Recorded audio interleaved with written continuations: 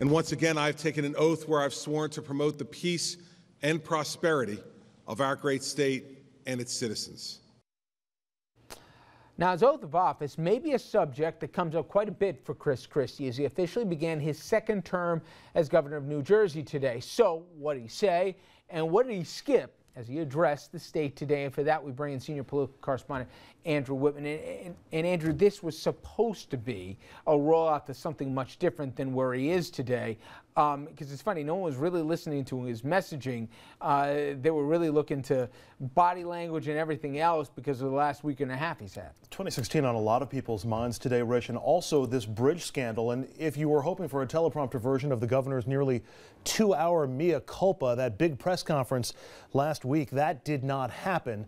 There was some policy from the governor today, similar to his State of the State address last week, but still Christie tried to play towards 2016 by again highlighting his bipartisan popularity.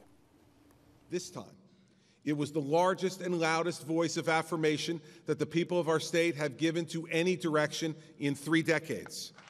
Suburbanites and city dwellers, African Americans and Latinos, women and men, doctors and teachers, factory workers and tradesmen, Republicans and Democrats and independents. And in his most obvious nod to his hopeful presidential run, Christie ignored complaints about his own political style to instead complain about Washington's. We cannot fall victim to the attitude of Washington, D.C., the attitude that says, I am always right and you are always wrong, the attitude that puts everyone into a box that they are not permitted to leave, the attitude that puts political victories ahead of policy agreements, the belief that compromise is a dirty word. You see, as we saw in December regarding the DREAM Act, we can put the future of our state ahead of the partisans who would rather demonize than compromise. As your governor, I will always be willing to listen, as long as that listening ends in decisive action for the people who are counting on us to do our job. So much for what the governor was saying. Now to other people, and for more on the governor's inaugural address in reaction to it, both it and his scandals, we head to Trenton, and Fox 1 News' Kimberly Wallace. In his inaugural address today, Governor Christie made one thing clear. He intends to move forward despite the cloud of controversy surrounding himself and his administration. And maintain the lawful rights. And maintain the lawful rights. Of the said state. Of the said state. So help me God. So help me God. Congratulations, Governor. New Jersey Governor Chris Christie did not address the investigation swirling around his office as he instead focused on tax cuts, bipartisanship, and other issues the Garden State is facing as he begins his second term. Today, I thank all those who have once again placed their faith and trust in me, and I make this promise. I will not let up. I will insist we work together, and I will make this government truly work for those who pay for it. The governor was surrounded by his family on stage, but just to his right were several Democrats who just an hour before had announced a joint legislative committee will combine the Assembly's and Senate's investigations into the GWB lane closure scandal. Despite the scandal, Democratic Senate President Stephen Sweeney says he agrees with Christie. State government still has to move forward. With all the distractions we have, we cannot lose focus that the people of New Jersey deserve their government to work for them. So the investigations will go on as they should. This is not going to take all of our time and attention. So you believe that you can, moving forward, you can work side by side with the government? I absolutely believe that. Yes. Former Governor Tom Kean Sr., along with his son, Senator Kean, say they're confident the governor will prevail. But Governor Kean says it will take the Democrats' cooperation for bipartisanship to work. He paid no attention to any controversies, and he shouldn't in this kind of a speech. You don't think he should have addressed it Not in this directly? speech. No, not in this speech. This is his inaugural speech. He's setting the tone for the state. He's talked a lot about those controversies, and he'll talk again about them.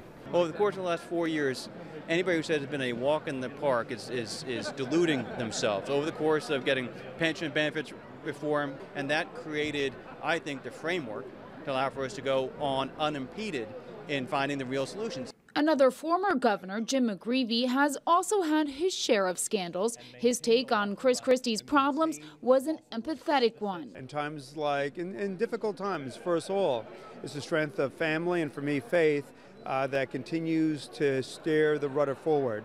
The inaugural celebration at Ellis Island has been canceled because of the bad weather. Reporting for RFL in Trenton, Kimberly Wallace, FiOS 1 News. Kim, thank you. Not attending the governor's inauguration today, Hoboken Mayor Dawn Zimmer, especially not after her bombshell accusations this weekend that Lieutenant Governor Kim Guadagno, on orders from Christie, essentially held hurricane recovery money hostage, demanding favorable treatment for a Christie Pals land deal. I mean, the major question is, did they connect Sandy funding, Hoboken Sandy funding, to the Rockefeller project? The fact is, that is what they did. If and when she is asked to testify under oath, the truth will come out, because I believe she will be truthful and she will tell the truth. And yesterday, Lieutenant Governor Guadagno fired back. Mayor Zimmer's version of our conversation in May of 2013 is not only false, but is illogical and does not withstand scrutiny when all of the facts are examined. Any suggestion that Sandy funds were tied to the approval of any project in New Jersey is completely false. And even as that newest problem for the governor plays out, the scandal beginning to take its toll in national polling. Overall, his favorable, unfavorable ratings are still positive, 38 to 34, but the real story here is the comparison to these same numbers in the same poll 1 year ago. In that year, Christie's unfavorables have skyrocketed up 17 points. His favorable rating is not improving, and perhaps worst of all, the bottom, the don't know column, is shrinking, which means people aren't changing their minds about Christie. They're making up their minds about him, and not in a positive way. Finally, more and more Americans say they do not believe Christie when he said he was unaware of the lane closures. 58% overall, 42% of Republicans. The troubling number here for Christie's White House hopes? At the bottom, 60% of independent voters across the country, Rich, do not believe Christie on this. Now, he was supposed to have a major day of many trips. The weather didn't permit that he ended at Ellis Island, which was the original plan.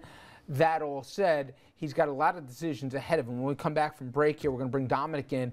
We're going to be talking about what should the governor do now. Does the governor need to stay in New Jersey, just focus on that? Or if he cancels trips and everything, does he confirm the rumors here that he's just not ready for prime time and that this scandal has taken away whatever mojo that he hoped to carry over into 16? We're going to get into all of that after this.